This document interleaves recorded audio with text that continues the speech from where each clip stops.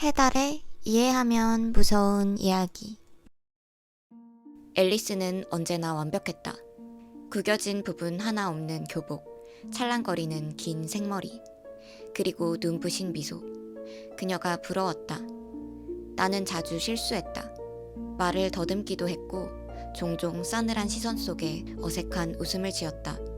하지만 앨리스는 달랐다. 아름다운 미소로 한결같이 친절한 앨리스.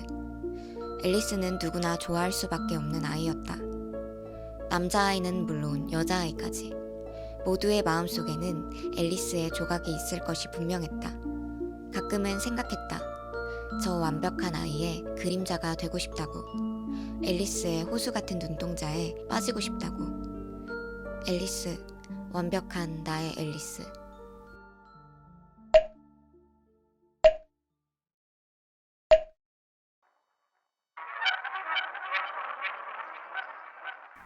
어느 순간 미소가 어색하게 느껴진다. 보기 싫은 것들은 전부 거짓의 웃음 아래에 덮어둔 탓인지 얼굴이 답답했다. 앨리스, 앨리스, 앨리스. 문 밖의 사람들의 그림자가 마치 나의 이름을 부르며 재촉하는 듯 울렁거렸다.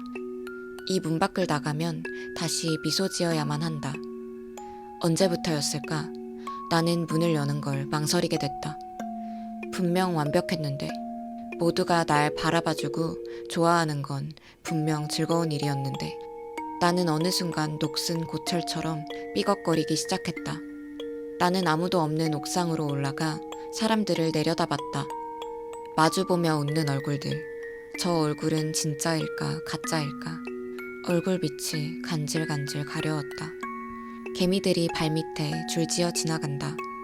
뭉쳐서 지내지 않으면 살아갈 수 없는 나약한 것들을 나는 발을 들어 잘근잘근 짓뭉갰다. 밟혀 죽어가는 얼굴은 어떤 얼굴일까? 개미들은 관찰 표본으로 삼기에는 너무 작았다. 앨리스, 여기 있었구나. 나의 시간을 방해한 것은 같은 반 루카였다. 나는 미소 지으며 뒤를 돌았다. 루카, 무슨 일이야? 너한테 할 말이 있는데. 루카는 조금 망설이다가 결심한 듯 고개를 들었다. 앨리스, 널 좋아해. 나와 사귀지 않을래? 내가 왜 좋은데? 넌 예쁘고 다정하고 착하잖아. 너와 가까워지고 싶어. 너에 대해서 더 알고 싶어. 루카는 지금 누구의 이야기를 하고 있는 걸까? 난 사실 다정하지도 착하지도 않은데 그건 전부 거짓말인데. 루카는 날 바라보고 있지 않다. 내 위에 덮인 것을 좋아하는 것뿐이다. 바보 같은 루카. 내가 가면을 벗으면 루카는 무슨 얼굴을 보여줄까? 나는 루카에게 미소 지은 채 조금 생각해보겠다고 말했다.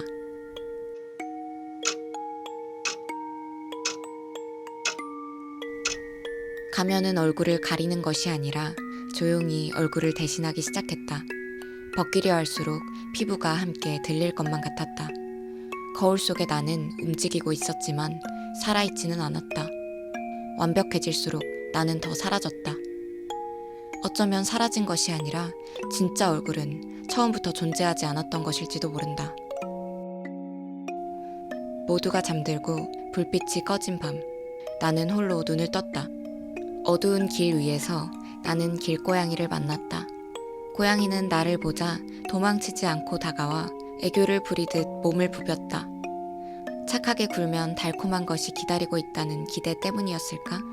나를 판단하는 수많은 눈과 달리 이 작고 연약한 존재는 그저 가만히 나를 올려다보고 있었다. 그 순수한 시선은 내 깊숙한 곳 감겨있는 눈꺼풀을 두드린다. 나는 손을 뻗어 살짝 머리를 쓰다듬었다. 그 부드러운 털과 따스한 체온. 진짜는 어디까지 파고들어야 보일까? 순수한 신뢰가 어둠을 간지렸다. 순간 나는 손을 뻗어 고양이의 목을 움켜쥐었다. 작은 몸이 몸부림쳤다. 충동이 지나가자 정신이 번뜩 들었다. 고양이는 이미 저 멀리 사라지고 없었다. 손등에 남은 핥힌 자국이 욱신거렸다.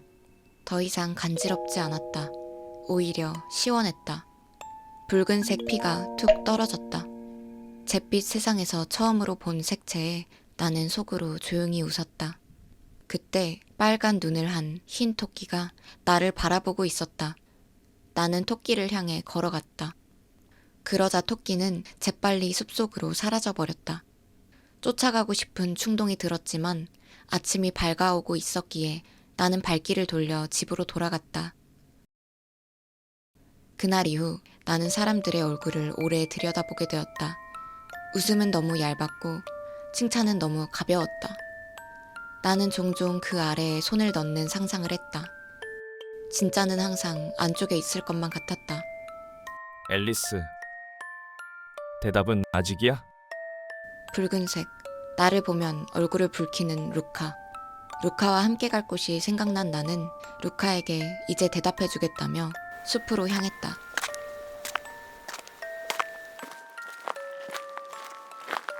숲은 생각보다 더 고요했다.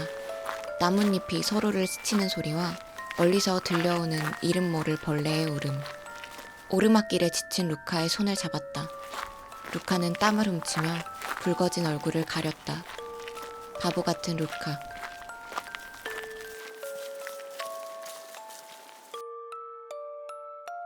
이렇게 깊숙한 곳까지 온 적 처음이야. 루카, 있지? 나는 손을 뻗어 루카의 손을 그려쥐었다. 나도 네가 알고 싶어. 루카가 맞잡은 손에 조금 더 힘을 줬다. 따뜻했다. 저 손이 날 붙잡고 현실로 끌어내릴 것 같았다. 난 앨리스가 어떤 모습이어도 좋아.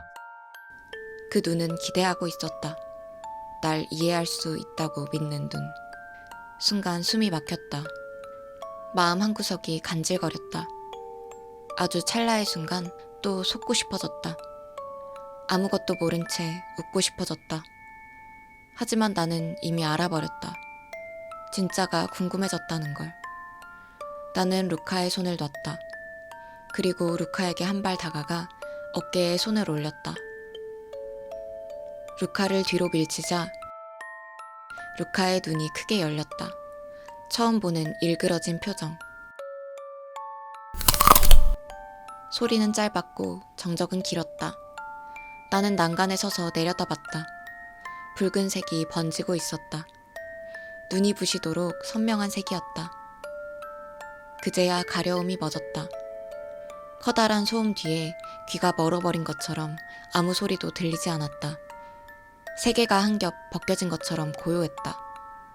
숲은 얼어붙은 채 숨을 죽이고 있었다.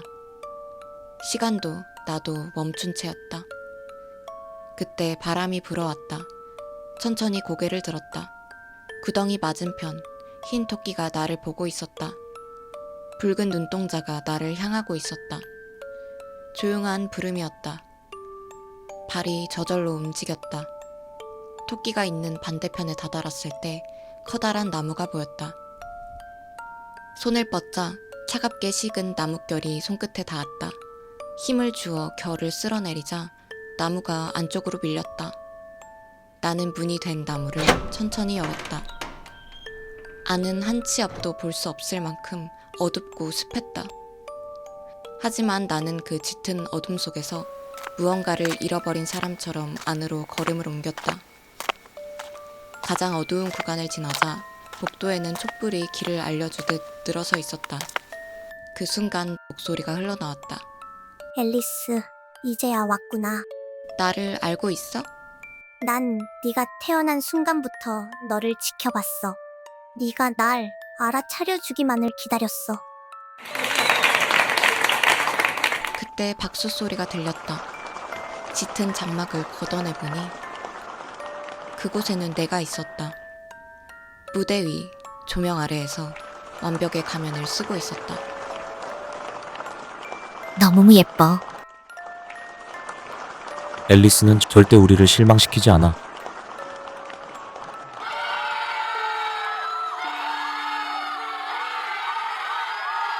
그때 장막이 저절로 열렸다. 가짜 앨리스가 뒤를 돌았다. 넌 여기에 왜 올라온 거야? 넌 조명 아래에서 오래 버틸 수 없어.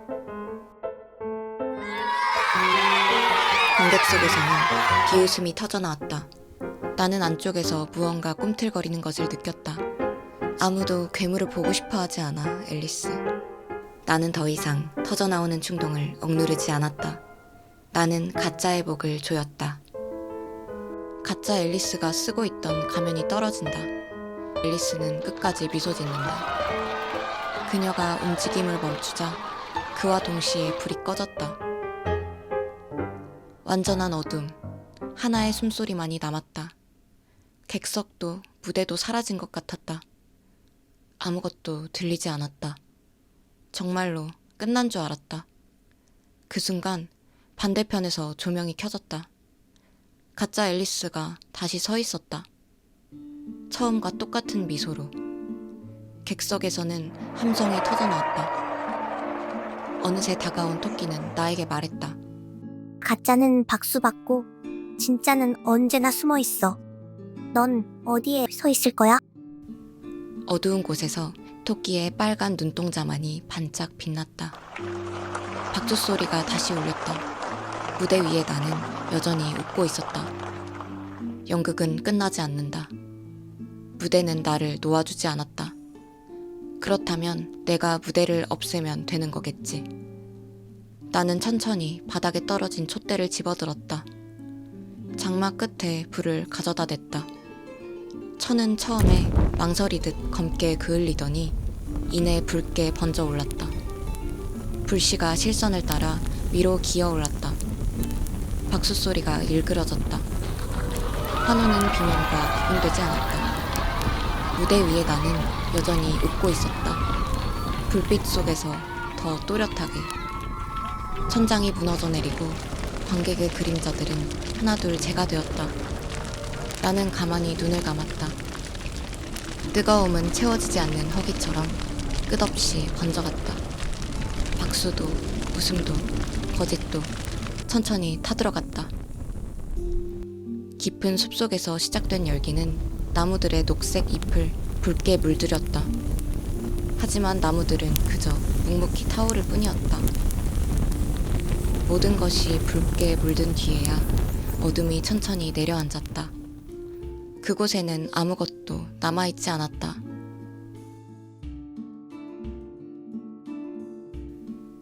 그날 이후 마을 사람들은 숲에 대해 이야기하곤 했어요. 저 숲은 저주받았어. 밤마다 미친 여자의 웃음소리가 들린대. 시간이 흘러 숲속에 타버린 머리끝이 다시 무성하게 자랄 때까지 그곳을 찾는 이는 존재하지 않았어요. 빨간 눈의 여자아이가 숲이 시작되는 잔디 위에 서 있었어요. 그녀의 머리카락이 바람에 살랑 흔들렸고 발 밑에서는 잔잔한 잿빛 향이 피어올랐어요. 숲의 입구에서는 파란 눈의 토끼가 여자아이를 바라보고 있었어요. 두 존재의 시선이 잠시 맞닿았어요. 그 순간 숲은 조용히 숨을 고르듯 흔들렸어요. 그녀가 한 걸음 내딛었어요.